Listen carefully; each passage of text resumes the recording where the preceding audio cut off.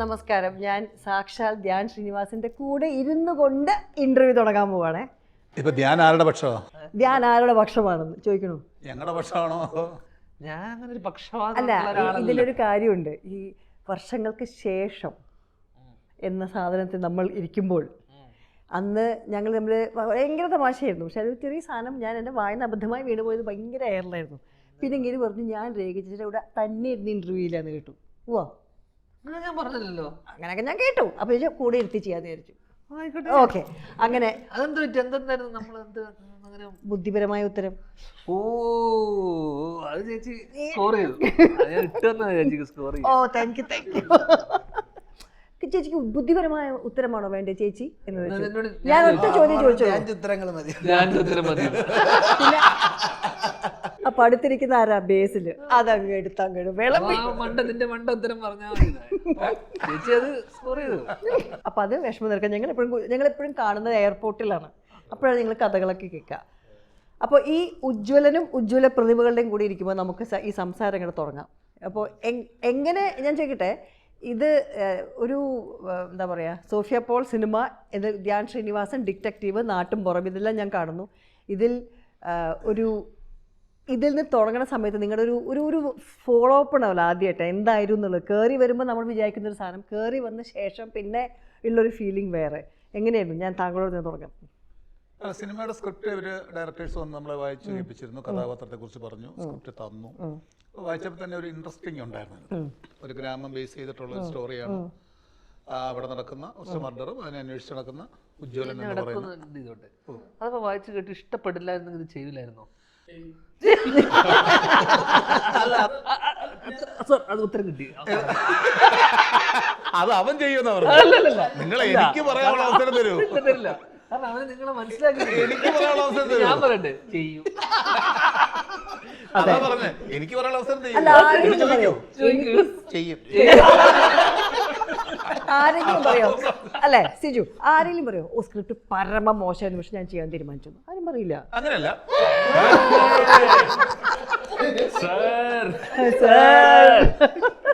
Script വായിക്കുമ്പോ നമുക്കൊരു ഇഷ്ടം തോന്നൂലേ? അല്ല, ചിലത് വായിക്കുമ്പോ നമുക്ക് അറിയാമല്ലോ. പിന്നെ അതൊരു പിന്നെ നമ്മള് മാത്രം മാറിയത് കൊണ്ട് അതിനൊന്നും സംഭവിക്കാൻ പോകില്ല. അപ്പൊ നമ്മൾ അതിന്റെ കൂടെ ചേർന്നിരുന്നാ നമുക്ക് എന്തെങ്കിലും സംഭവിക്കും.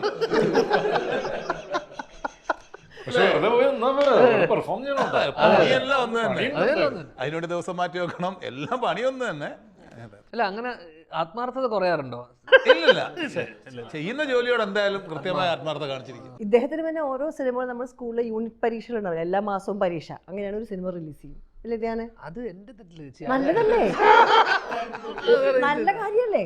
എപ്പോഴും യൂട്യൂബിലാണെങ്കിൽ ധ്യാൻ, പോസ്റ്റർ ഞാൻ കൊച്ചിയിൽ നടക്കുമ്പോ ധ്യാൻ, എയർപോർട്ടിൽ പോയാൽ ധ്യാൻ, അതെ. അപ്പൊ അതുകൊണ്ട് എന്താ ആ കഥ? ഇവര് രണ്ടുപേരും ആദ്യമായിട്ടുള്ള സിനിമാ തട്ടകത്തിൽ അല്ലേ? എങ്ങനെയായിരുന്നു ആദ്യം ഈ പറഞ്ഞ മാതിരി ഇവരൊക്കെ വെറ്ററൻസ് വിളിക്കാം, നിങ്ങൾ നിങ്ങളുടെ ഭാഗത്ത് എങ്ങനെയായിരുന്നു ഇവരുടെ കൂടെയൊക്കെ ഉള്ള കഥ? അങ്ങനെയല്ല, മുഴുവൻ വലുതൊക്കെ പറ. എന്താ ഈ സിനിമയിലേക്ക് അല്ലേ? സിനിമയിലേക്ക് നമ്മളെ ഞാൻ ഒന്നും വേണ്ടില്ല. എന്തെന്ന് ധ്യാനാണ് നിങ്ങൾ ഇന്റർവ്യൂ ചെയ്യണേ? ചോദിക്കൂ ധ്യാൻ. അല്ല, ഈ സിനിമ നിങ്ങൾ തിരഞ്ഞെടുത്താണോ? ഈ സിനിമയെ നിങ്ങൾ ചൂസ് ചെയ്താണോ? ഈ പറഞ്ഞ പോലെ വീക്കെൻഡിന്റെ ഒരു കഥ വരുന്നു, നമ്മള് ചെയ്യില്ല, ഇഷ്ടപ്പെട്ടില്ല എന്ന് പറയാൻ പറ്റുമോ? ഇല്ല, ഫസ്റ്റ് ഇല്ല, ഞങ്ങൾക്ക് പറ്റില്ല, നിങ്ങൾക്ക് പറ്റുമായിരിക്കും. നിങ്ങൾക്ക് മാസാമാസം പടം തീരെ പറ്റില്ല. ഓടുന്നൊരു സിനിമ അറിയില്ല വേദന. ഇങ്ങനെ വരുന്നു. ഞാനും അവനും കൂടെ ഒരു ദിവസം രാത്രി ഒരു റെയിൽവേ ട്രാക്കിൽ ഇരുന്ന് ഈ കഥ വായിക്കുന്നത്. അപ്പൊ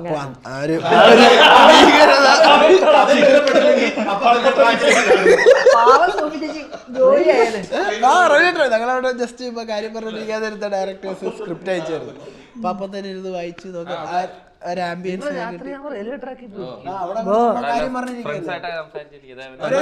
കാണത്തില്ലേ, ഓരോ ജംഗ്ഷൻസ് ഒക്കെ കാണത്തില്ലേ ആൾക്കാർക്ക് കൂടാനുള്ള.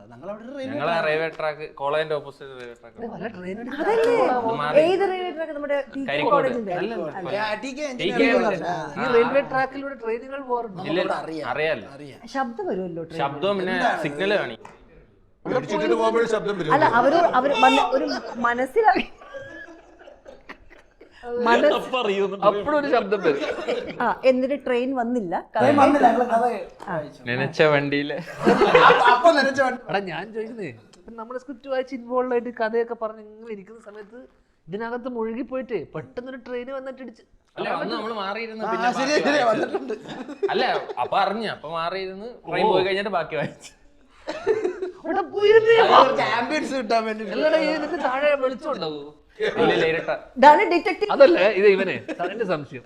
ഇവൻ പറഞ്ഞ് ആ വെളിച്ചം ഉണ്ടാവുന്നു, ഇവൻ പറഞ്ഞ് ഇരുട്ടാണെന്ന്. ഫോണില് അല്ല ഫോണിലല്ലേ ഫോണിലെ സ്ക്രിപ്റ്റ് വായിച്ചു. ശരി, ഞങ്ങളൊന്നും മറ്റേ കട്ടപ്പനത്തെ കുറിച്ചല്ല, അതല്ല ഫോണിനകത്ത് കട്ടുണ്ടല്ലോ. അപ്പൊ അങ്ങനെ തീരുമാനമായി വായിച്ചു. എന്നിട്ട് ധ്യാൻ ചേട്ടൻ ധ്യാൻ ചേട്ടൻ ഒന്നുകൂടെ ഉറപ്പിച്ചല്ലേ? അപ്പൊ കൺഫേം ചേട്ടന്റെ പിന്നെ ഡയറക്ടേഴ്സ് വിളിച്ചു പറഞ്ഞ് ചെയ്യണം, നിങ്ങൾ തന്നെ ചെയ്യണം. നിങ്ങളില്ലെങ്കിൽ ഈ റോളില്ല. അതെ, ആരെങ്കിലും വിളിക്കാൻ കാത്തിരിക്കായിരുന്നു. വെറുതെ ഇരിക്കുകയല്ല. തല വെക്കാൻ അങ്ങനെയാണ് വന്നത്. സിജു ഇങ്ങനെ തന്നെ റെയിൽവേ ട്രാ ഒരു പാലത്തിന്റെ ചോട്ടിൽ മീൻ പിടിക്കാൻ നിൽക്കുകയായിരുന്നു. ഓക്കെ, വൈകിട്ട് മീൻ പിടിക്കാൻ വേണ്ടി പ്പോഴാണ് ഞാൻ വായിച്ചത്. അതിട്ട് എടുത്തറ. ഇത് ഇവിടെ ഹൈദരാബാദ് പാൻ ഇന്ത്യൻ പരിപാടികൾ ബോംബെയിൽ നമ്മുടെ സെറ്റിൽ ആകെ ഉള്ള ഒരു സൂപ്പർ സ്റ്റാർ സൂപ്പർ സ്റ്റാറിന് വന്ന കഥയായിരുന്നു. എന്നിട്ട് നിങ്ങൾ എല്ലാവരും കൂട്ടിയിട്ട് ഈ ഒരു ഒറ്റ ലൊക്കേഷനിൽ ഒരേ സമയത്തായിരുന്നു എല്ലാവരുടെയും, അതോ കോമ്പിനേഷൻ ഷോട്ട്സ് മാത്രമേ? അല്ല, എത്ര സമയമായിരുന്നു? ഒരു കൂടുതൽ സമയം ഒരുമിച്ചുണ്ട്. അതന്നെ. കാരണം നാട്ടിൻപുറമാണ്, അവിടുത്തെ കുറച്ച് ക്യാരക്ടേഴ്സ് എപ്പോഴും ഈ പറഞ്ഞ കൊലപാതകവും പരിപാടിയൊക്കെ ആയതുകൊണ്ട് സീരിയൽ കില്ലർ പരിപാടി എല്ലാവരും ഗ്രൂപ്പായിട്ട് എപ്പോഴും ഉണ്ടാവേണ്ട ആവശ്യമുണ്ടായിരുന്നു. സീനുകളിൽ മൊത്തം ഇതെല്ലാം ഒരു ഗ്രാമത്തിലെ ക്യാരക്ടേഴ്സ് ആണ്. ആ ഗ്രാമത്തിൽ നടക്കുന്ന സംഭവവുമായി ബന്ധപ്പെട്ട് ഇവരെല്ലാം ആ ചുറ്റുവട്ടത്ത് ഉണ്ടാവുന്നുള്ളൂ. ഏറ്റവും തമാശ, നിങ്ങൾ ഈ ഷൂട്ടിംഗ് സമയത്ത് നിങ്ങൾ ഈ ഗ്രാമവാസികളുടെ ഒബ്സർവേഷൻ ഉണ്ടായിരുന്നു? നിങ്ങൾക്ക് എന്തെങ്കിലും തമാശകൾ ഉണ്ടായിരുന്നു? അവരും ചിരിക്കുന്നുണ്ടായിരുന്നു. അവര് ഞങ്ങളെ ഒബ്സർവ് ചെയ്യാനാണ്. അവര് തങ്ങൾ നോക്കി ചിരിക്കും. പാലക്കാട് എവിടെയായിരുന്നു സ്ഥലം? നമ്മുടെ കുഞ്ഞിരാമായണൊക്കെ ഷൂട്ട് ചെയ്ത കവലയായിരുന്നു നമ്മുടെ മെയിൻ കവല. അപ്പൊ എന്താ സംഭവം വെച്ചാൽ അവര് ഷൂട്ടിംഗ് കണ്ട് അവർക്ക് ഇതിനകത്ത് കൗതുകമില്ലാത്ത ആൾക്കാരാണ് പൊതുവെ. കാരണം അവര് സ്ഥിരമായിട്ട് പാലക്കാട് എനിക്ക് തോന്നുന്നു ഏറ്റവും കൂടുതൽ ഷൂട്ട് നടത്തുന്ന സിനിമ ഷൂട്ടിംഗ് നടക്കുന്ന സ്ഥലം. അതുകൊണ്ട് നാട്ടുകാർക്ക് വലിയ ഇനി അവിടെ അർണോൾഡൊക്കെ വരണം. അർണോൾഡൊക്കെ അവിടുന്ന് വരണം, ഒന്ന് അനങ്ങണമെങ്കിൽ അവര്. ഷൂട്ട് നടക്കുന്ന ടൈമിൽ കംപ്ലീറ്റ് ഉത്സവമായിരുന്നു. പിന്നെ തൊട്ടപ്പുറത്ത് അമ്പലമൊക്കെ ഉണ്ട്. എന്റെ ഇൻട്രോ സീൻ എടുക്കുന്ന സമയത്ത് ഭയങ്കര അത് ഒരു 2 പേജ് ഡയലോഗ് ഉണ്ട് പറയാനുണ്ട്. അപ്പൊ അപ്പുറത്ത് മണിയടിയാണ്, നിർത്തി വെക്കാൻ പറയാനും പറ്റില്ല. ഡയലോഗ് മണിയടി ഇടയ്ക്കൊന്ന് മുഴുകും. പിന്നെ അത് മാത്രല്ല അപ്പൊ അതിനുള്ളില് തീർത്ത് പോണം. ഞാനും നിവിനും കൂടെ മലയാളി ഫ്രം ഇന്ത്യ ഷൂട്ട് ചെയ്യാം. പാലക്കാട് തന്നെ സെയിം നമ്മുടെ ഷൂട്ട് ചെയ്ത ചുറ്റുവട്ടത്ത് തന്നെ. അപ്പൊ ഞങ്ങളുടെ ഷൂട്ടിൽ അപ്പം നിവിൻ പോളി വന്നിരിക്കുന്നു, ആൾക്കാർ ജാൻസിദാസൻ വന്നിരിക്കുന്നു, ഒരു മനുഷ്യനില്ല ഷൂട്ടിംഗ് ആണ്. സമാധാനമായി. എനിക്ക് ഇത്ര വിഷമമുണ്ടായിരുന്നു. അതല്ല, അവിടെ ആരും മൈൻഡ് ചെയ്യാത്തോണ്ടേ. അപ്പോ ഒരാളില്ല. അപ്പൊ എന്നോട് ഇങ്ങനെ ചോദിച്ചത് എന്താടാ ഒരാളെ. അങ്ങനെ അതിനിടയിലാണെങ്കിൽ തൊഴിലുറപ്പിനൊക്കെയുള്ള സ്ത്രീകളുണ്ടല്ലോ, അവരിങ്ങനെ നടന്നു വരുന്ന സമയത്ത് എന്നെ കണ്ടിട്ട് മോനെ എന്നൊക്കെ പറഞ്ഞ് നിവിൻപോളി ഇവർക്ക് അറിയില്ല സംഭവം. അന്ന് ഞാൻ ഏഷ്യാനെറ്റില് കുക്ക് കോമഡി ഒരു പരിപാടി ചെയ്യുന്നുണ്ട്. അപ്പൊ ഇവര് ഇത് കണ്ടിട്ട് അപ്പൊ തെണ്ടീനറിയേ എന്നെ അറിയില്ലേ ഇത്രയും ഫേമസ് ആയി. ഇതിനിടയിൽ നമ്മളെ കാണാനും ആൾക്കാരില്ല, ഒരു മനുഷ്യനില്ല, ഷൂട്ട് നടക്കുന്ന ഒരു വിഷമായി. അപ്പുറത്താണെങ്കിൽ ഷൈൻ ചേട്ടൻ ഉണ്ട്, അപ്പുറത്ത് എബ്രിഡ് ഷൈൻ ചേട്ടൻ. അപ്പൊ ഷൈൻ ചേട്ടൻ ഒരു പടം പ്രൊഡ്യൂസ് ചെയ്യുന്നുണ്ട്. അപ്പൊ ആ പടത്തില് അവിടെ ഭയങ്കര ജനത്തിരക്കാ, ഭയങ്കര തിരക്ക് എന്ന് വെച്ചാൽ നാട് മൊത്തമുള്ള ആൾക്കാരൊക്കെ അവിടെയാ. ഹണി അപ്പുറത്തുണ്ട്. അപ്പൊ ഞാനും നിവിൻ ചേട്ടനില്ലേ വൈകിട്ടൊന്ന് പോയാലോ നമുക്ക്, അങ്ങനെ ഫുൾ ആൾക്കാർ എവിടെയാ ഹണീനെ കാണാൻ. അപ്പൊ ഈ അതാന്ന് ചോദിക്കണേ, ചില ആൾക്കാർക്കുണ്ടല്ലോ ചിലപ്പോൾ പേര് തെറ്റി വിളിക്കും നിങ്ങളെ. അത് ചിലപ്പോൾ നമുക്ക് ഇഷ്ടമുള്ള ആൾക്കാരുടെ പേരായിരിക്കും. അങ്ങനെയുള്ള സംഭവങ്ങളുണ്ടായിരുന്നു ലൈഫിൽ. അതെച്ചെങ്കിൽ കുറേ നേരം സംസാരിച്ച അവസാനം പേര് തെറ്റിയൊരു പോക്ക. പേര് തെറ്റി വിളിക്കണ കുഴപ്പമില്ല, പേര് അറിയില്ല എന്ന് പറയുന്നതാണ് ഏറ്റവും വലിയ. ഞാൻ ഷൂട്ടിന് വെക്കുന്ന സമയത്ത് നിർമ്മലേട്ടനുണ്ടല്ലോ, നമ്മുടെ പടത്തിലുണ്ട് നിർമ്മല പാലാഴി. ഞാൻ ഇതിനു മുന്നേ ഒരു സിനിമ ചെയ്യുന്ന സമയത്ത് നിർമ്മലേട്ടൻ്റെ അടുത്ത് ഒരാൾ വന്നിട്ട് പറഞ്ഞു അച്ഛനെ അറിയാം പറഞ്ഞു. നിർമ്മലേട്ടനോട് അച്ഛനെ അറിയാം നന്നായിട്ടെന്ന് പറയും. മോനിപ്പോ എന്താ ഈ സിനിമ അപ്പൊ നിർമ്മലേട്ടനില്ലേ എൻ്റെ അച്ഛനറിയോ? പിന്നെ എന്താ മോനെ ഇങ്ങനെ ചോദിക്കുന്നതെന്ന് ചോദിച്ചു. അച്ഛനറിയാത്തവരുണ്ടോ?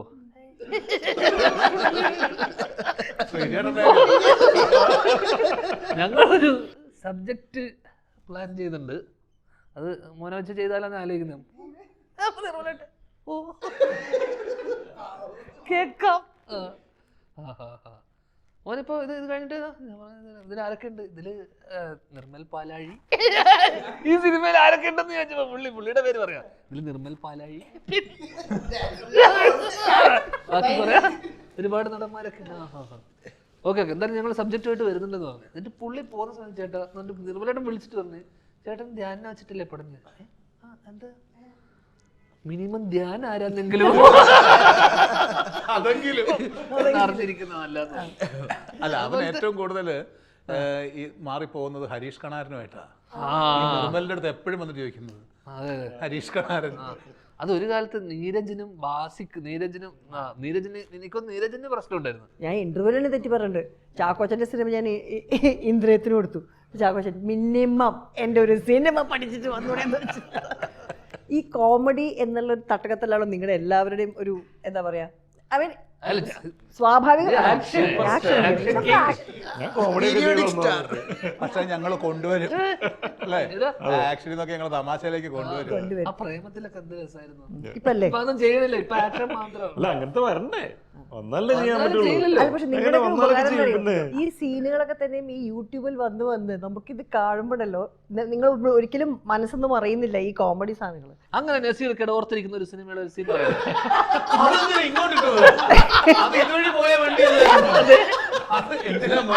അതെ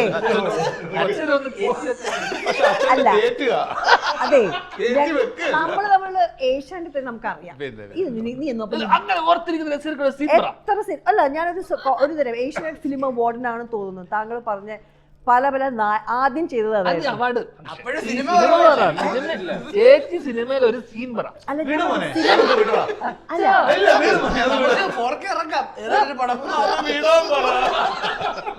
സിനിമ എന്തെങ്കിലും ആയിക്കോട്ടെ,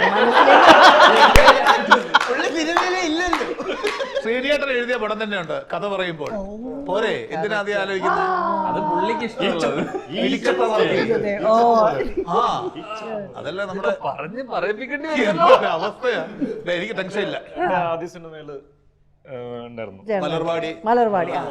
അവിടുന്നാണ് ഈ ബന്ധം. ചേച്ചി എത്ര വർഷം ഇന്റർവ്യൂ എടുക്കും? ഒരു ഇത്രയും സീനിയർ ആർട്ടിസ്റ്റിന്റെ ഒരു സിനിമയിൽ സീൻ കാണുമ്പോൾ പക്ഷെ അതല്ല, എനിക്ക് മനസ്സിലുണ്ട്, സിനിമയിലല്ല. മനസ്സിലുണ്ട്, സിനിമ ഓർമ്മയില്ല. എനിക്ക് സങ്കടമില്ല. ഞങ്ങൾ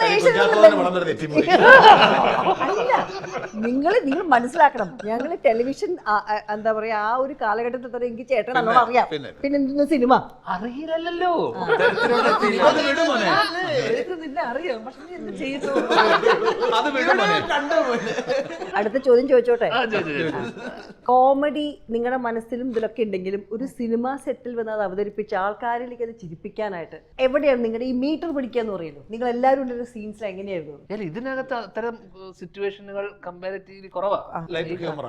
ഇതിനകത്ത് സിറ്റുവേഷനിലായിട്ട് വന്നു. കാരണം ഇത് ചർച്ച ചെയ്യുന്ന വിഷയം എന്ന് പറഞ്ഞാൽ ഇൻവെസ്റ്റിഗേഷൻ ആണ്. അതെ, സീരിയൽ കില്ലർ ആണ്. അപ്പൊ ആ നാട്ടുമ്പുറത്ത് സീരീസ് ഓഫ് കൊലപാതകങ്ങൾ നടക്കുന്നു, അത് അന്വേഷിക്കാൻ വന്ന ഉദ്യോഗസ്ഥരാണ്. ഞങ്ങൾ വേറൊരു ടീമായിട്ട് ചേരി തിരിഞ്ഞ് വേറെ അന്വേഷണമുണ്ട്. അപ്പൊ അതിനിടയിൽ സ്വാഭാവികമായിട്ട് വരുന്ന ഹ്യൂമറുകൾ മാത്രമേ ഉള്ളൂ, അല്ലാണ്ട് ചിരിപ്പിക്കാൻ വേണ്ടിയിട്ടുള്ള തരത്തിലുള്ള സാധനം. പക്ഷെ ഞാൻ പ്രോമോ കണ്ടപ്പോ എനിക്ക് അങ്ങനെ ഒരു ഫീല് തോന്നി. എന്നുവെച്ചാൽ എല്ലാം റൂട്ടഡ് ആയി നിൽക്കുന്ന ക്യാരക്ടറുകളായതുകൊണ്ട് ചിരിപ്പിക്കാൻ വേണ്ടിയിട്ടോ അങ്ങനെ തമാശകളൊന്നും പറയാൻ പറ്റുന്ന തമാശ അത്രേ ഉള്ളൂ. നിങ്ങൾ എന്താ സ്വന്തമായിട്ട് കോണ്ടന്റ് ക്രിയേറ്റ് ചെയ്യുന്ന 4 പേര് കുഡോസ് മീഡിയ, അതിൽ നിന്ന് നമ്മളൊരു നിങ്ങളുടെ അല്ലാത്ത സ്ക്രിപ്റ്റിൽ നിന്നും നിങ്ങൾക്ക് അത് പഠിച്ച് അങ്ങനെ ഒരു വേറൊരു മീഡിയമാണല്ലോ കംപ്ലീറ്റ്ലി. അപ്പോൾ ചിലതുണ്ടായിരുന്നു ആദ്യം തുടക്ക സമയത്ത് എന്തെങ്കിലും. ഞങ്ങളുടെ ആഗ്രഹം ഇതാണ്, മറ്റേലായിട്ടാണ് ഞങ്ങൾ അറിയാണ്ട് എത്തിപ്പോയത്. ഈ കോണ്ടന്റ് ക്രിയേഷനകത്ത് ഞങ്ങൾ ഒട്ടും ആഗ്രഹിച്ചെത്തിയതല്ല. പക്ഷെ അത് അടിപൊളിയല്ലേ? എത്ര പേരുടെ ആ, അതെങ്ങനെ ആയിപ്പോയത് അതിനകത്ത്. ഒരു ദിവസം ഏറ്റവും അധികം ജോലി കഴിഞ്ഞ് ഭയങ്കര തളർന്ന് ഞാനിത് തുറക്കുമ്പോൾ നിങ്ങളുടെ ഏതെങ്കിലും വീഡിയോ കണ്ടാൽ പിന്നെ ഹാപ്പിയാണ്. ഏത് വീഡിയോ ചെയ്യില്ല. എല്ലാ മിക്കവാറും വീഡിയോ എനിക്ക് നിങ്ങളുടെ നസീർക്കയുടെ സിനിമ വെച്ച് അറിയില്ല. ഇവരുടെ വീഡിയോ അറിയാം. നസീർക്ക് ഞാൻ പറയാം, നസീർക്ക് മനസ്സിലുണ്ടെന്ന് ഞാൻ പറഞ്ഞു, ഇത് വീഡിയോയിലുണ്ടെന്ന് ഞാൻ പറഞ്ഞു. ഇത് വീഡിയോയിലും മറ്റേ മനസ്സിൽ രണ്ടിലുണ്ട്. അപ്പൊ ഒന്ന് പറഞ്ഞു തരുമോ നിങ്ങൾ അതെന്തായാലും തുടങ്ങി വെച്ചപ്പോ നിങ്ങൾക്ക് നിങ്ങളുടെ ആഗ്രഹം സാക്ഷാത്കരിച്ചു. അപ്പൊ നിങ്ങൾ സിനിമ ഇത് സത്യം പറഞ്ഞ സുഖമുള്ള പരിപാടി. നമുക്ക് കൂടുതലിട്ട് ഒന്നും ചെയ്യല്ലേ, കാര്യമില്ല. അപ്ലോഡ് ചെയ്യണ്ട. മറ്റേനകത്ത് ഞങ്ങൾ കോമഡി ഉണ്ടാക്കണം, കോമഡി ജനറേറ്റ് ചെയ്യണം. മനുഷ്യനൊക്കെ പണ്ട് എഴുതി വെച്ച സാധനങ്ങളൊക്കെ തന്നെ നിങ്ങൾ ഇപ്പൊ ചെയ്യുന്നത്. ആരും ഒരിക്കലും അല്ല. ആണെ ഇപ്പൊ ഫീൽഡിൽ പിടിച്ചിരിക്കുവോ? ഇല്ലല്ലോ. പുള്ളി പിടിച്ചിരുന്നില്ലേ ആ കാലഘട്ടത്തിലെ ഈ കാലത്ത് പുള്ളി ഈ പറഞ്ഞ മലമറിക്കുന്ന സാധനങ്ങൾ തന്നെയാണ്. അല്ല അങ്ങനെ തലപോഞ്ഞ് ഉണ്ടാക്കുന്നതാണോ ഡമ്മിയാ? അല്ല ആക്ട് ചെയ്യാൻ ആക്റ്റീവിലോ അവര് ചുമ്മാ അവിടുത്തെ ഒരു പെൺകുട്ടിയുണ്ട്, അതെന്ത് ക്യൂട്ടാന്നറിയോ, ഒന്നും അറിയില്ല എന്നിട്ട് വന്നിരിക്കണത്. വീഡിയോസ് കണ്ടിട്ട് പുള്ളി ഇൻസ്റ്റാഗ്രാം ആരും അടിച്ചിറക്കുന്നു. അറിയില്ലേ അല്ല ഇവർക്ക് അല്ല ഞാനല്ലേ എന്റെ ഒരു ഇൻസ്റ്റാഗ്രാം ഇല്ലാത്തോണ്ടാണ്. കാരണം ഇവർ ഇൻസ്റ്റയിലാണ് ഫുൾ പരിപാടി ചെയ്യുന്നത്. അപ്പൊ അങ്ങനെ അല്ല ഞാൻ അറിയില്ല എന്ന് അവനോട് പറഞ്ഞു. Very good. ഓക്കെ, നമ്മുടെ എന്റെ അറിവില്ലായ്മ ഫേമസ് ആയി ഇവരെ നസീർക്ക് അറിയായിരുന്നു. ആ ഇവര് വന്നപ്പോ ലൊക്കേഷൻ ആ അതെ ആണ്. നമ്മളൊന്നും മറ്റേ വസന്തം എല്ലാം തന്ത വൈബ്സ് ആണ്. കാരണം ഇതെല്ലാം കാണാൻ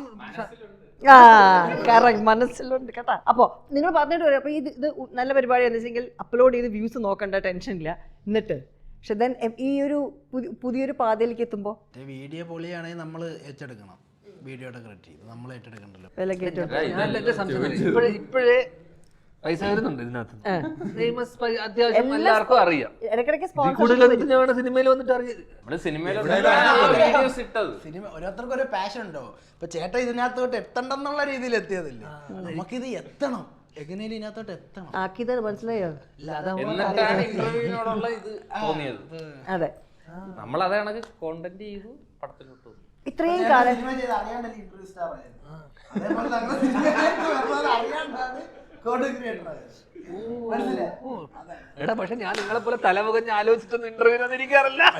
ഇന്റർവ്യൂവിന് ഇരിക്കുന്ന ഒരു കാര്യം പക്ഷെ ധ്യാൻ ഉണ്ടല്ലോ, ഈ ചിരി കളിക്കുന്ന ധ്യാനല്ല ശരിക്കുള്ള ധ്യാൻ. ഒരു സീരിയസ് ധ്യാൻ വേറെ ഇല്ലേ?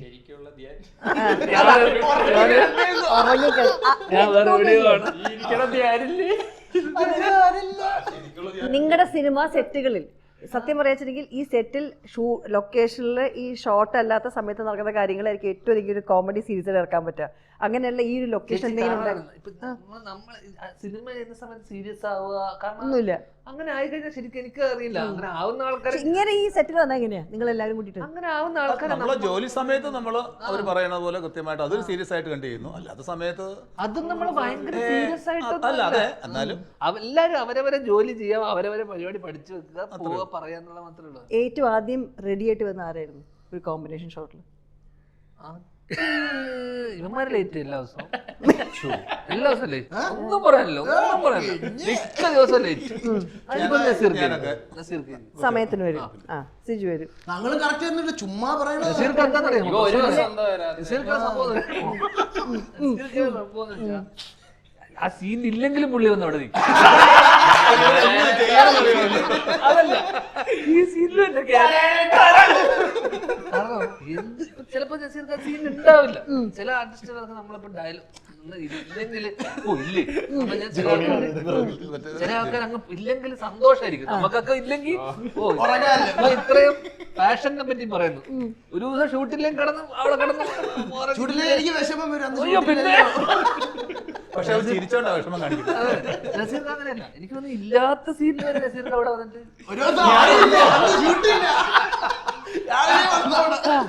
അത് ഈ 30 വർഷമായിട്ടും ആ 30 വർഷമായിട്ട് ഒരു ഗ്യാപ്പ് കിട്ടിയാൽ പോലും അഭിനയിക്കാനുള്ള ത്വരയുണ്ടല്ലോ, ഭീകരമാണ്. അത്ര വേണ്ട ബാക്കിയുള്ളവരെ കുറിച്ചും. നമുക്ക് പിന്നെ അതില്ല. ജോണി കൊളുത്തിയിട്ടിട്ട് പോയ തിരിയുടെ ബാക്കിയായത്. ഈ ഒരു സീനിൽ ഇപ്പോൾ എന്ത് ഇംപ്രൊവൈസേഷൻ ഒരു വലിയ സംഭവമാണ്. നിങ്ങളെല്ലാവരും പരസ്പരം സ്പേസ്, ഇപ്പോൾ നിങ്ങളൊക്കെ ഈ സ്റ്റേജിൽ നിന്ന് വരുമ്പോൾ തന്നെ ഈ ഓപ്പോസിറ്റ് നിൽക്കുന്ന ആൾ ഏറ്റവും അധികം കുറച്ച് ഇംപ്രൊവൈസ് ചെയ്യുമ്പോൾ നമുക്ക് സീൻ നന്നാവും.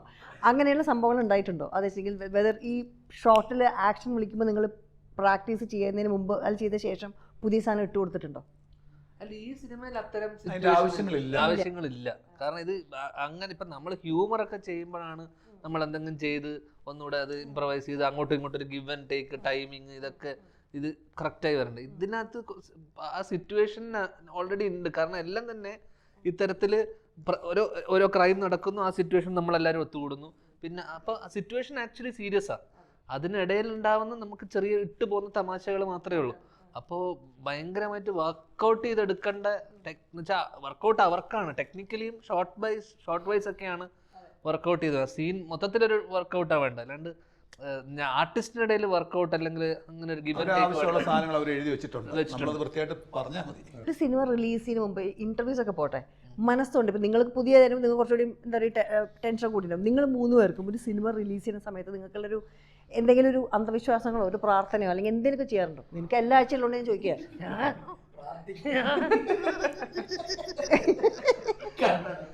ഞാൻ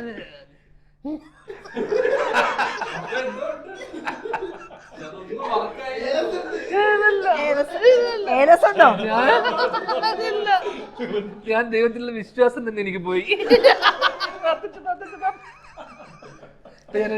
അല്ല, അതാ എൻ്റെ സിനിമകൾ, ചില സിനിമകൾ ഞാൻ ഇറങ്ങി കഴിഞ്ഞിട്ടാണ് ചിലപ്പോൾ അറിയാറ്. ഇന്റർവ്യൂവിന് പോകുന്ന സമയത്ത് ഇത് അറിയും, പിന്നെ എപ്പോഴുണ്ടാവും എന്നൊക്കെ ചില സമയത്ത്.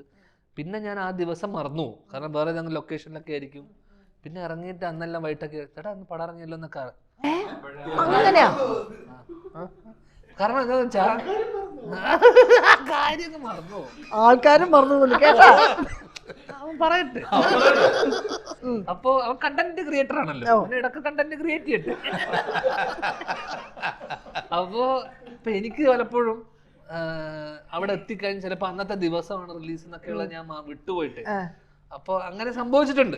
എപ്പോഴും എല്ലായ്പ്പോഴും അല്ല, ചില സമയങ്ങളിലൊക്കെ സംഭവിച്ചിട്ടുണ്ട്. പിന്നെ നമുക്ക് അങ്ങനെ ഒരു ഇത് ചെയ്താലും മാത്രമേ, അല്ലെങ്കിൽ ഇങ്ങനെ ഒരു ശീലങ്ങളൊന്നും ഇല്ലല്ലേ, അങ്ങനെ ടെൻഷനൊന്നും ഇല്ല. കുറച്ച് വർഷം ആയല്ലോ. അതെ, മിടുക്കൻ. നിങ്ങൾക്കൊക്കെ ഉണ്ടോ അങ്ങനെ? കേട്ടോ, അന്ധവിശ്വാസമാണ്. ദൈവവിശ്വാസം ഉള്ളതുകൊണ്ട് അന്ധവിശ്വാസം ഇല്ല, അതാണ് ആദ്യം പറയേണ്ടത്. പിന്നെ എന്താണ്, ഇപ്പോൾ ഏത് സിനിമയാണെങ്കിലും അത് നമ്മൾ ചെറുതോ വലുതോ വേഷം ചെയ്യുന്നുള്ളതല്ല, ഏത് നമ്മൾ അഭിനയിച്ചൊരു സിനിമ ഇറങ്ങുമ്പോൾ നമുക്കൊരു ടെൻഷൻ ഉണ്ട്. ഇത് നന്നാവണേ, നന്നായി കാണണേ എന്നുള്ളൊരു ആഗ്രഹമില്ല, അതേ ഉള്ളൂ. അത് ടെൻഷനില്ല, ആഗ്രഹം. അതുപോലെ തന്നെ നമ്മളൊരു എക്സാം റിസൾട്ട് വെയിറ്റ് ചെയ്യുന്ന ചെറിയ സാധനം. പക്ഷെ അത് ഇപ്പം തരാം, എല്ലാം കൂടി ഒരു ഘടകമായതുകൊണ്ടാണ് ഞാൻ പറഞ്ഞത്. ചില സമയത്ത് ആൾക്കാർ വരും ഇങ്ങനെ ചില അന്ധവിശ്വാസം. നിങ്ങൾക്ക് അങ്ങനെ ഉണ്ടോ? ഇപ്പൊ ആദ്യമായിട്ട് 10ാം ക്ലാസ് എഴുതിയിരിക്കുന്ന ഒരു ഫീലാണ്. കാരണം ആദ്യമായിട്ട് നമ്മൾ ടെൻഷൻ അടിക്കുന്ന 10ാം ക്ലാസ് റിസൾട്ട് ആദ്യത്തെ പടം. അത് പാസ്സായി, അതായത് ഇതും പാസ്സാവുമെന്ന് വിചാരിക്കുന്നു. പിന്നെ 10ാം ക്ലാസ് ടെൻഷൻ ഉണ്ടായിരുന്നു, ഇതിപ്പോ പ്രശ്നമില്ല. 10ാം ക്ലാസ്സിൽ ഒറ്റയ്ക്ക് ഇരുന്ന് എഴുതണം. അപ്പൊ ഞാൻ ഉണ്ടല്ലോ, തോറ്റാലും കുഴപ്പമില്ലല്ലോ.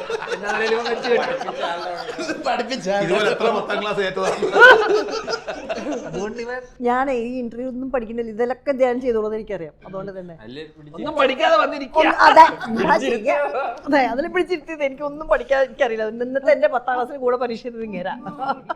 അല്ല ഉജ്ജ്വല, നിങ്ങൾ ഓടിച്ച ലാംബിയില്ലേ, ആ ലാംബിയുടെ നമ്പർ എന്തായിരുന്നു? അത് ഓടാൻ തന്നെ പെട്ട പാട്. തിരിഞ്ഞങ്ങോട്ട് നോക്കാതെ ഇത് എഴുതി വെച്ചിക്കണു, PK. അപ്പൊ ആ സ്കൂട്ടറിന്റെ കഥ പറയാ. അല്ല, സ്കൂട്ടറിന്റെ കഥ ഒന്നുമില്ല. നമ്മള് ഇതുപോലെ സ്ഥലത്ത് പോകുമ്പോഴേ ഈ എന്താ പറയണ്ട, ഇത്തരം വണ്ടികൾ ഓടിക്കുന്ന സമയത്ത് നമ്മൾ ശരിക്കും കെയർഫുൾ ആയിരിക്കണം. കാരണം എപ്പോഴും പ്രൊഡക്ഷനിൽ കൊണ്ടുവരുന്ന വണ്ടി ഒന്നും, കാരണം പഴയ വണ്ടിയാണല്ലോ. അപ്പൊ അത് അതിന്റെ ഒരു കണ്ടീഷൻ പലപ്പോഴും നിന്ന്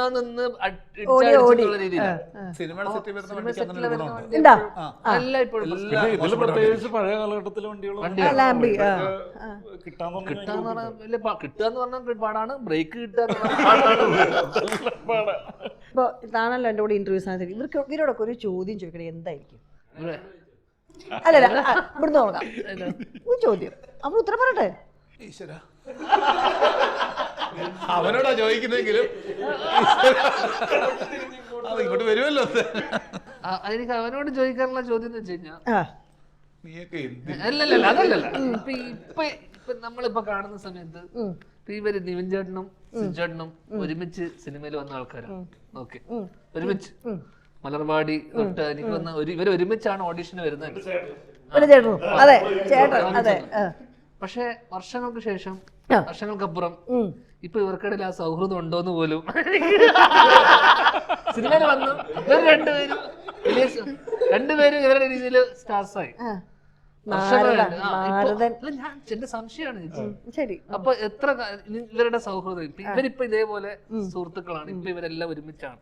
നാളെ ഇതേപോലെ നീ നിവിൻപോളിയും നീ സിജു വിൽസണും ആയി കഴിഞ്ഞാൽ നിങ്ങൾ ഈ ബന്ധം എല്ലാ കാലവും, കാരണം ഇപ്പൊ ഇവര് തമ്മില് ഒന്നുമില്ല. അങ്ങനെയില്ല, കാണാൻ സമയം കിട്ടുന്നില്ല. അത്ര കിട്ടിയ സമയത്ത് തിരി കൂടി കൊളുത്തി. അല്ല കറക്റ്റ് ചോദ്യം കറക്റ്റല്ലേ? കാരണം നാളെ ഇവര് വരങ്ങളിലെത്തും, വലിയ ആളാവും.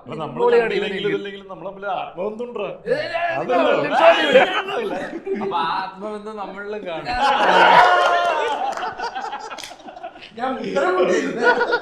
ഇതാണ് സപ്പോർട്ട്. ഓക്കെ, ചേട്ടൻ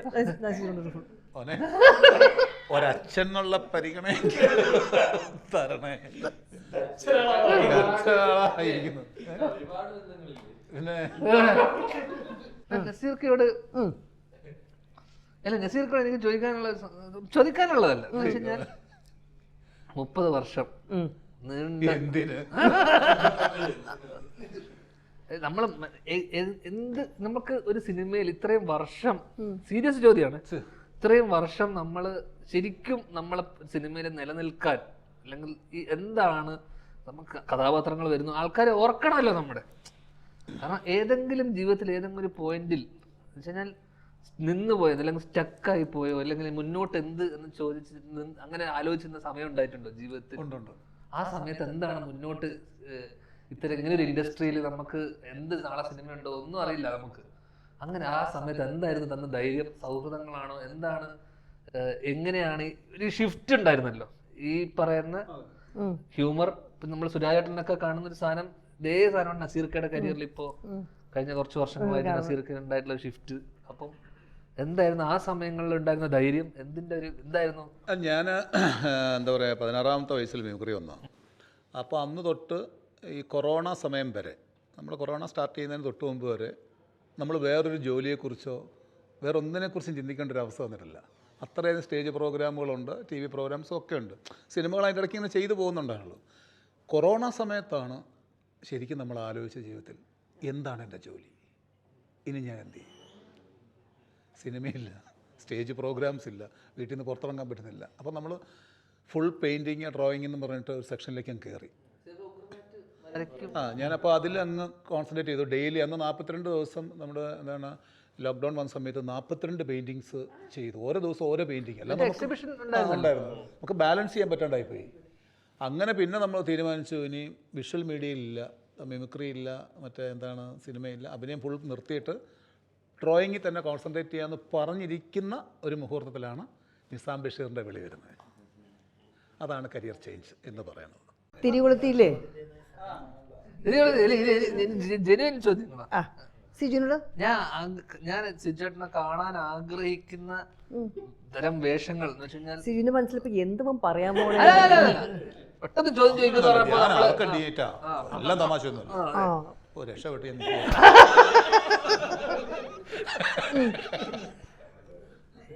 ഇവര് നമ്മള് സിജുവേട്ടനെ എനിക്ക് കാണാൻ പേഴ്സണലി കാണാൻ ഇഷ്ടമുള്ളത് സിജുവേട്ടന്റെ ഒരു സാധനം എന്ന് വെച്ചാൽ അസാധ്യമായിട്ട് ഹ്യൂമർ ചെയ്യുന്ന ആളാണ്. വെച്ചാൽ വളരെ ഈസി ആയിട്ട് ഹ്യൂമർ ചെയ്യാൻ ഇതുള്ള ആളാണ്. അതോടൊപ്പം തന്നെ ആക്ഷൻ ചെയ്യും, ഫൈറ്റ് ചെയ്യും, ഈ പറഞ്ഞ പോലെ എല്ലാം കേപ്പബിൾ ആണ്. പക്ഷെ നമ്മൾ കാണാൻ ആഗ്രഹിക്കുന്ന നിങ്ങളുടെ ആ പ്രേമത്തിലുള്ള, അല്ലെങ്കിൽ അത് അതിൻ്റെ ഒരു വേർഷന്റെ പിന്നീട് അങ്ങനെ ഒരു സാധനം ഒരു സിനിമയിൽ നമ്മൾ കണ്ടിട്ടില്ല. അത് ഡെലിബറേറ്റ് ആയിട്ട് ഇനി ഞാൻ കോമഡി വേണ്ട, അല്ലെങ്കിൽ അത്തരം ഇന്നു മുതൽ അല്ല, പിന്നെ അങ്ങോട്ട് ചെയ്ത കഥാപാത്രങ്ങളൊക്കെ തന്നെ വന്നത് ഭയങ്കര ആക്ഷൻ പീരിയഡ് സിനിമകൾ. പീരീഡ് അല്ല, അപ്പൊ ഞാൻ ചെയ്യുന്നത് ഇപ്പൊ ഇനി വരുന്ന വലിയ പീരീഡ് സിനിമകളൊക്കെ ചെയ്യാൻ പോകുന്നത്. അപ്പൊ എന്ന് തിരിച്ചു വരും? അല്ല, ഈ പറയുന്നത് ഹ്യൂമർ എന്ന് പറയുന്നത് എന്താ പറയുക, അത്ര എളുപ്പമുള്ള പരിപാടിയല്ല. കുറച്ചും കൂടി പറഞ്ഞ പോലെ വർക്കൗട്ട് ആവണമല്ലോ. അപ്പോൾ ഇപ്പോഴത്തെ കറണ്ട് സിറ്റുവേഷനിൽ ഏതാണ് വർക്കാവണേ, ഏതാണ് വർക്കാവാണ്ടിരിക്കുക, അതൊന്നും മനസ്സിലാവില്ല. പണ്ടത്തെ പോലെ നമുക്കൊരു സ്ലാപ്സ്റ്റിക് പരിപാടികളൊന്നും ഇപ്പം അത്രയും വർക്കല്ല. ഇപ്പോൾ സിറ്റുവേഷണൽ ഹ്യൂമേഴ്സ് വർക്കാണ്. പക്ഷെ അതുപോലത്തെ കഥാപാത്രങ്ങൾ, അതുപോലത്തെ സിനിമകളും വന്നല്ലോ, മനസ്സിലായി. അതിപ്പോൾ ആ ക്യാരക്ടർ മാത്രം വർക്കായിട്ട് കാര്യമില്ല, ഹോൾ സിനിമയും കൂടി വർക്കായാലാണ് ആ ക്യാരക്ടർ കൊണ്ടും കൂടെ ഉണ്ടാവുള്ളൂ. അപ്പോൾ അതുപോലത്തെ കഥാപാത്രങ്ങൾ വന്നിട്ടില്ല എന്നുള്ളതാണ്. ഞാനിപ്പോൾ നേരത്തെ കഴിഞ്ഞൊരു ഇൻ്റർവ്യൂവിൽ പറഞ്ഞാണ്, അതായത് എൻ്റെ അടുത്ത് ഒരു ടീം, ഒരു പ്രൊഡ്യൂസർ എൻ്റെ അടുത്ത് വന്നിട്ട് പറഞ്ഞാണ്, നിങ്ങൾ ഇന്ന ക്യാരക്ടറിന് വേണ്ടിയിട്ട് നമ്മൾ ഓപ്റ്റ് ചെയ്തിരുന്നതാണ്. അപ്പോൾ കൺട്രോളറുടെ അടുത്തോ അവരടുത്ത് ചോദിച്ചു പറഞ്ഞു, പുള്ളി ഇപ്പോൾ അങ്ങനെ ക്യാരക്ടറൊന്നും ചെയ്യുന്നില്ല, നായകൻ മാത്രമേ ചെയ്യുന്നുള്ളൂ എന്നുണ്ട്. അപ്പോൾ ഞാൻ പറഞ്ഞു, അതെന്തോ അങ്ങനെ, എൻ്റെ അടുത്ത് ചോദിക്കണ്ടേ, ഞാൻ വേറെ ആൾക്കാരുടെ അടുത്ത് ചോദിക്കുന്നതിനേക്കാളും എൻ്റെ അടുത്ത് ചോദിച്ചില്ല. അങ്ങനെ കുറേ പേര് കട്ട് ചെയ്ത് ഇത് ചെയ്തിട്ടുണ്ട്, ഞാനത് മാത്രമേ ചെയ്യുന്നുള്ളൂ എന്ന് വിചാരിച്ചിട്ട്. ഞാൻ വെയിറ്റിംഗ് ആണ്. ഞാൻ പറഞ്ഞു, ഞാൻ ചെറിയ ഇപ്പോൾ വിനീതിൻ്റെ ആദ്യത്തെ സിനിമയായിട്ടുള്ള 2 ഡയലോഗ് മാത്രമുള്ള സീനിൽ നിന്ന് വന്ന ആളാണ്. അതുപോലെ തന്നെ അത് കഴിഞ്ഞിട്ടാണെന്നുണ്ടെങ്കിൽ ഇപ്പോൾ പ്രേമമായിക്കോട്ടെ, ഹാപ്പി വെഡ്ഡിങ്, ഇതൊക്കെ കഴിഞ്ഞിട്ടാണെങ്കിൽ വരണ ആവശ്യമുണ്ട്, അതിൽ നല്ല ഹ്യൂമർ ഉണ്ട്. വരണ ആവശ്യമുണ്ട്, ഇതിലൊക്കെ 2 സീൻ അല്ലെങ്കിൽ 3 സീൻ ഭയങ്കര രസമുള്ള ലവ് ആക്ഷൻ ഡ്രാമയിൽ എന്താ കൊടുക്കാൻ തരൂ, ഹ്യൂമർ തരൂ, ചെയ്യാം. അല്ല, അതില് ഓൾറെഡി ഞാൻ മറ്റേ ആശാനൻ മറ്റേ ആത്മബന്ധം ഉണ്ടല്ലോ, ആത്മബന്ധുവിനെ അതിനകത്ത് ചേർത്തുന്നൊക്കെ. അപ്പൊ അങ്ങനെയാണ്. അപ്പോൾ ഡെലിബറേറ്റ്ലി അതിന് വേണ്ടിയിട്ടല്ല, എനിക്ക് ഹ്യൂമർ ചെയ്യാനായിട്ട് ഇഷ്ടമാണ് മെയിൻ ഒരു കാര്യം. പിന്നെ ഈ പറഞ്ഞ ഈ ഒരു പ്രശ്നമുണ്ട്, ക്യാരക്ടർ റോൾസ് ചെയ്യുന്നില്ല എന്നുള്ളത്. എനിക്ക് ക്യാരക്ടർ റോൾ എന്ന് പറഞ്ഞു കഴിഞ്ഞാൽ വെറുതെ ഒന്ന് തല കാണിച്ചിട്ട് അങ്ങനത്തെ അല്ല. മലർവാടിയിൽ വരുമ്പോൾ എങ്ങനെയെങ്കിലും ഒന്ന് മുഖം കണ്ടു എന്നാണ് അന്നത്തെ ആഗ്രഹം. അത് പതിയെ പതിയെ പോയി നമ്മുടെ ആഗ്രഹങ്ങൾ മാറി മാറി വേറെ രീതിയിലേക്ക് വരും. നമ്മൾ വരികയാണെന്ന് തന്നെ എന്തെങ്കിലും പെർഫോം ചെയ്യാനുള്ളൊരു സാധനം വേണമെന്നുള്ളുണ്ട്. എന്നോട് ചോദിക്കുക എന്നെ എനിക്ക് കളിയാക്കുന്നത് പണ്ടത്തെ ദേഷ്യം ബാക്കിയുണ്ട്. സൂക്ഷിച്ചു വെക്കുന്ന ആളൊന്നുമല്ല. അല്ലല്ല ചേച്ചി, ഞാൻ എന്താണ് ചോദിക്കാനുള്ളത്, ഇപ്പൊ പുതിയ കാലഘട്ടം, പുതിയ എത്ര വർഷമായിട്ട് എടുക്കുന്നു, വയസ്സായി. അതെ. അപ്പൊ ഞാൻ ചോദിക്കുന്നത്, ഞാൻ ചോദിച്ചു മേടിച്ചതാ. വയസ്സായി, മോനിരിക്കുന്നു ഇവിടെ, മോന് കല്യാണം പറയായി, ദയവ് ചെയ്ത് ഇനി അതും കൂടി നടത്തണ്ട് ബാക്കി. അത് പറഞ്ഞപ്പോ അവന്റെ മുഖത്ത് മാത്രമേ സന്തോഷം. ഇവിടെ ടെൻഷനാണ്. മോനെ പലതും പറയും നിന്റെ കല്യാണം ആയിട്ടില്ല. അല്ല, ഇപ്പൊ നമ്മള് പഴയ കാലങ്ങളിലുള്ള ഇന്റർവ്യൂസ് കാണുമ്പോ, ചേച്ചി പഴയ കാലഘട്ടത്തിലുള്ള ഇന്റർവ്യൂസ്, അതില് ഇന്നത്തെ കാലത്ത് പിടിച്ചു നിൽക്കുക. കാരണം ഇന്നത്തെ കാലത്ത് പഴയ ആൾക്കാരൊക്കെ ഭയങ്കര സീരിയസ് ആണ് ഇന്റർവ്യൂ. പണ്ടത്തെ ഇന്റർവ്യൂ ഫോർമാറ്റ് വളരെ വളരെ സീരിയസ് ആണ് അല്ലേ, ലാഘവത്തോടുകൂടിയാ. എനിക്ക് തോന്നുന്നു പണ്ട് മുതൽ ഇന്ന് വരെ, അല്ല അന്ന് മുതൽ ഇന്ന് വരെ ഒരേ സാധനം, ഈ ചിരിയും കളിയും മെയിൻറ്റെയിൻ. കാരണം പ്രായത്തിനായിട്ട് എനിക്ക് തോന്നുന്നു ആ കാലഘട്ടത്തിൽ നിന്ന് പറയാൻ വേണ്ടി ഒരു ചോദ്യം പോലും അല്ല, ഞാൻ ചോദിക്കുന്ന വെച്ചാൽ അത് ഈ ഇന്റർവ്യൂകളിൽ ഇങ്ങനെ ബബ്ലി ജനീനിനെ പോലെ ആവുന്നതാണോ, ഇല്ലെങ്കിൽ മകൻ ഇവിടെ ഉള്ളതുകൊണ്ട് അവനറിയാലോ, അല്ലെങ്കിൽ ശരിക്കുമുള്ള രേഖാ മേനോൻ ഇങ്ങനെ തന്നെയാണോ, അതോ ഇന്റർവ്യൂവിന് വേണ്ടി ഇപ്പത്തെ ജനറേഷനിലെ പുതിയ ആൾക്കാരെ മുന്നിൽ കളിച്ച് ചിരിച്ചിരിക്കുന്നവനെ ചിരിച്ച് അഭിനയമാണോ ഇതെന്നുള്ള അത് ഇന്റർവ്യൂവിന് വരുമ്പോ മാത്രമാണോ എന്നുള്ളതാണ്. അതെ, നമ്മൾ ഈ അടുത്ത കാലത്ത് കണ്ട പുതിയ ജനറേഷൻ ആൾക്കാരായിട്ട് പിടിച്ചു നിൽക്കണമല്ലോ. അങ്ങനെ അതൊരു പ്രശ്നമല്ല. അംബാസിഡർ കാർ ഇന്നും തിയേറ്ററുകളിൽ വളരെയധികം ഇതുണ്ടാക്കിക്കൊണ്ടിരിക്കണ്ടല്ലോ. തുടരും നല്ല സിനിമയിലെ അംബാസിഡർ കാർ പഴയതാണല്ലോ, ഇപ്പോഴും അതിനൊരു വാല്യൂ ഉണ്ടെന്ന് മനസ്സിലായല്ലോ. അത്രയേ ഉള്ളൂ. ഞാൻ അതായത് ഇനിയും തുടരുമെന്നാണ് പറഞ്ഞത് ഇന്റർവ്യൂവില്, മനസ്സിലായോ? കുറച്ചുകാലം പോകും, കുറച്ചുകാലം കൂടെ ഓടും. നമ്മൾ കുറച്ച് ഇന്റർവ്യൂടെ നിന്ന് കൊടുക്കേണ്ട വരും. എനിക്ക് വേണ്ടി thank you. That is A good question actually. ഇതേ തന്നെ രേഖാമേനൻ ഇങ്ങനെ തന്നെ ഏതായിരുന്നു. എൻ്റെ വീട്ടുകാർക്ക് എന്നെ കൊണ്ട് പൊറുതിമുട്ടി. എനിക്ക് എപ്പോഴെങ്കിലും ഒരു ആഗ്രഹമുള്ളതായിരുന്നു, ഒരു മിമിക്രി എനിക്ക് വേണ്ടി ചെയ്തൊരു ഒരു ശബ്ദം. അല്ല, നമ്മുടെ ഈ പടത്തിലുള്ള ഒരാളുടെ ശബ്ദം എല്ലാ ഈ പടത്തിൽ ചേച്ചി അസലായിട്ട് ഞാൻ ശരിയാവോ ഇല്ലെന്നോ എനിക്കറിയില്ല. സീമ ചേച്ചിട്ടല്ല, ഞാൻ സിജുവിനെ ഒന്ന് കാണിച്ചു. ഇത് അവിടെ സെറ്റില് റോണിച്ചേട്ടനാണോ പറഞ്ഞത്, നിർമ്മലാണോ പറഞ്ഞത് അറിയില്ല, എൻ്റെ അടുത്ത് പറഞ്ഞിരുന്നു ഇങ്ങനെ എന്റെ സൗണ്ട് എടുക്കണം. ഞാൻ ചോദിച്ചായിരുന്നു, ആണോ ഒന്ന് കാണിക്കുന്നത് ഇല്ലില്ല പഠിച്ചോണ്ടിരിക്കുന്നു പറഞ്ഞത്. ഞാൻ അതിന് പെർഫെക്ഷൻ ഒന്നുമല്ല. അദ്ദേഹത്തിന്റെ ഒരു മീറ്റർ ഉണ്ട്. ചോദിക്കാം അതിനൊരു എന്തെങ്കിലും മറുപടി പറയാൻ പറ്റും നോക്കട്ടെ. ചോദിച്ചു ചേട്ടാ അവന്മാരെ കണ്ടത് പുതിയ പിള്ളേര് അവന്മാര് നല്ല പെർഫോമൻസ് ആണ്. വർക്ക് ചെയ്യാനൊക്കെ നല്ല കംഫർട്ടായിരുന്നു. അത് നല്ല കംഫോർട്ടായിരുന്നു. അവരിപ്പോ ചെയ്യുന്ന കാര്യങ്ങൾ ഒരുപാട് നന്നായിട്ട് ചെയ്യും.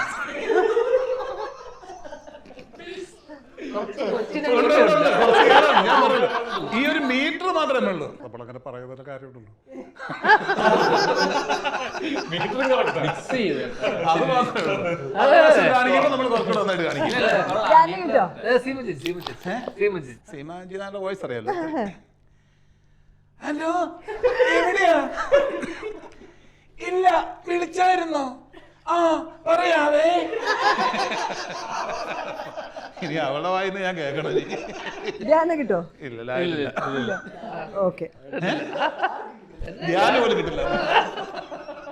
അപ്പൊ എന്തായാലും നിങ്ങളുടെ ഈ സിനിമ ഗംഭീരമായിട്ട് ഈ സിനിമ തന്നെ എല്ലാവരും തിയേറ്ററിൽ ചിരിച്ചും ചിന്തിച്ചും നമ്മുടെ അംബാസഡർ കാർ വരെ ഓടട്ടെ. അപ്പോൾ അങ്ങനെ മെയ് 23 നിങ്ങൾ സിനിമ തിയേറ്ററിൽ വരട്ടെ. എല്ലാവരും കൂടി ചിരിക്കും, കുറച്ച് ചിന്തിപ്പിക്കുക, തമാശ അങ്ങനെ. ചിന്തിപ്പിക്കുന്ന ആരാണ്? അതെ രസമുള്ള ഒരു സിനിമ. അതെ. And to my dear Sophie ചേച്ചി, താങ്ക് യു.